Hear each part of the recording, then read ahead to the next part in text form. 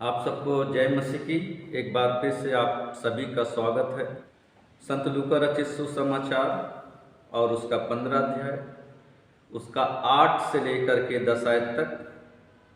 यहाँ पर हम देखते हैं कि खोए हुए सिक्के का दृष्टांत प्रभु यीशु मसीह के द्वारा कहा गया है। और इस दृष्टांत को क्यों कहा गया है, इस बात को समझाने के लिए कि परमेश्वर के राज्य में हर एक व्यक्ति महत्वपूर्ण है और उनके मन फिराने पर स्वर्ग में एक आनंद और खुशी को मनाया जाता है। और इसी बात को समझाने के लिए प्रभु यीशु मसीह ने 2 दृष्टांत कहे। जब आप 15 अध्याय 1 से उसका 7 तक पढ़ेंगे तो वहाँ खोई हुई भेड़ों का दृष्टांत है, और 8 आयत से लेकर 10 आयत तक खोए हुए सिक्के का दृष्टांत है। तो ये खोया हुआ सिक्का का दृष्टांत थोड़ा कठिन है।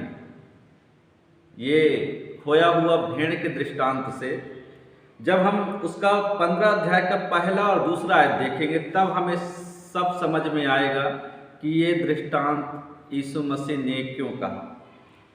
15 अध्याय का 1 और 2 आयत में आपके सम्मुख पढ़ना चाहता हूँ। सब चुंगी लेने वाले और पापी उसके पास आया करते थे ताकि उसकी सुने, और फरीसी और शास्त्री कुड़कुड़ा कर कहने लगे कि यह तो पापियों से मिलता है और उनके साथ खाता भी है।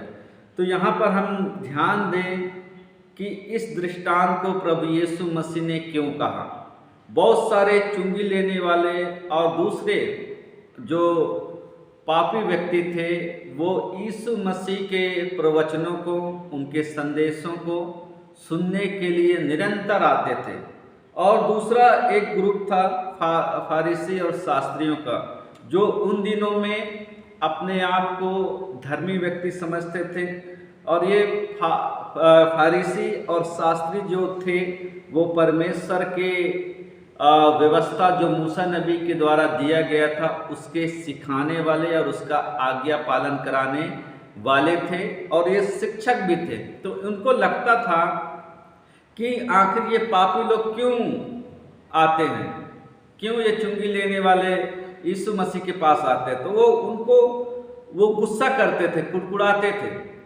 यीशु मसीह के ऊपर भी कुड़कुड़ाते होंगे और ये पापी व्यक्ति और चुंगी लेने वालों के ऊपर भी कुड़कुड़ाते होते हैं। लेकिन यीशु मसीह ने उसका जवाब उनके शब्दों में नहीं कहा, परंतु एक दृष्टांत, एक कहानी के द्वारा जो उनके प्रतिदिन की दिनचर्या थी, और उसके माध्यम से यीशु मसीह ने ये फारिसी लोगों को, शास्त्री लोगों को इसका जवाब दिया। ये खोया हुआ भेड़ का दृष्टांत हम सब जानते हैं कि 100 भेड़ था किसी व्यक्ति का, और एक खो गया। बाद में वो 99 छोड़ करके एक को पाता, उसके बाद आनंद आता। और सेम इसी बात को समझाने के लिए दूसरा दृष्टांत कहा। उन्होंने एक दृष्टांत कहा कि कौन ऐसी स्त्री होगी जिसके पास 10 सिक्के हों और उनमें से एक खो जाए तो दिया बार कर और घर झाड़ बहार कर जब तक मिल ना जाए जी लगाकर खोजती न रहे। तो यहाँ पर मेरे प्रिय भाइयों और बहनों, यदि आप इस दूसरा दृष्टांत को आप देखेंगे तो हो सकता है ये बहुत लोगों को समझ में नहीं आए। यहूदी लोगों का कल्चर में, जिन दिनों में प्रभु यीशु मसीह पृथ्वी पर थे, उन दिनों में यहूदियों की एक सभ्यता था, एक कल्चर था। जिस किसी कुंवारी लड़की का सगाई हो जाता था, विवाह का बात लग जाता था, तो जो लड़के पक्ष के लोग होते थे उसको लड़की को सगाई की भेंट के रूप में, सगाई के चिन्ह के रूप में एक 10 सिक्कों वाला माला उसको दिया जाता था, और वो शादी के डेट तक उस माले को संभाल करके रखना पड़ता था।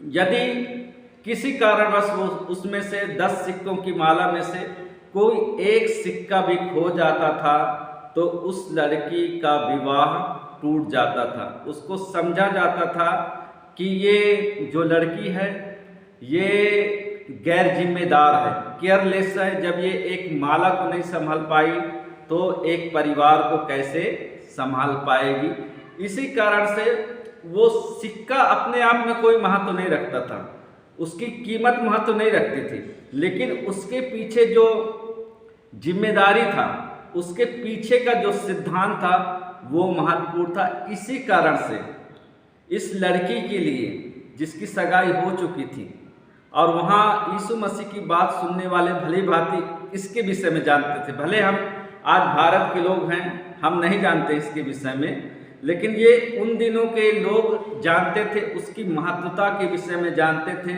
कि ये इस लड़की के लिए वो सिक्का कितना महत्वपूर्ण है। इसी कारण से वो दिन भर ढूंढती रही, यहाँ तक कि रात हो गया तो दिया जला करके वो बड़ी मेहनत से, गंभीरता से उस सिक्के को ढूंढ रही है।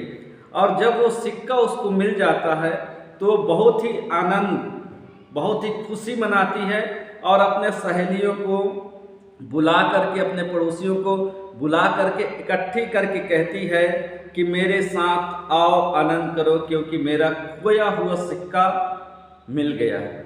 मेरे प्रिय भाइयों और बहनों, ये सिक्का, उसका महत्व केवल और केवल वो स्त्री जानती थी। क्यों? क्योंकि ये सिक्का उसके लिए इतना महत्वपूर्ण था, क्योंकि यदि ये नहीं मिलता तो हमेशा के लिए उस लड़की के ऊपर गैर जिम्मेदार होने के लिए, केयरलेस होने का ये दाग लग सकता था और हो सकता था कि ये जीवन भर कुंवारी रहती।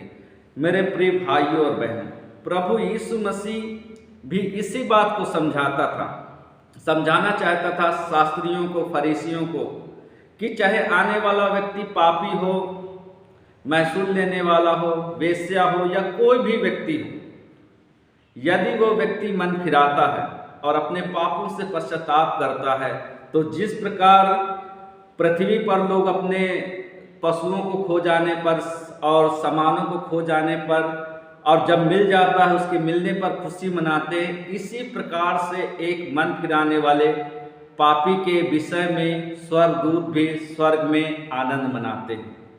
और सच में ये कितना महान बात है।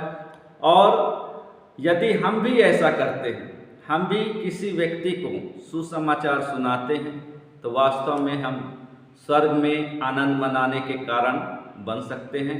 इसीलिए ज़्यादा से ज़्यादा हो सके जो लोग पाप में, अपराध में डूबे हुए हैं, हमारे आसपास के लोग, हमारे घरों के लोग, हमारे रिश्तेदार लोग, या जहाँ तक हमारी पहुँच है, हम उन्हें प्रभु यीशु मसीह का शुभ संदेश सुनाएं, ताकि वो भी पश्चाताप करके, मन फिरा करके अपने जीवन को प्रभु को सौंपें, कलीसिया में शामिल हों, जिससे निरंतर स्वर्ग में स्वर्गदूत आनंद मना सकें।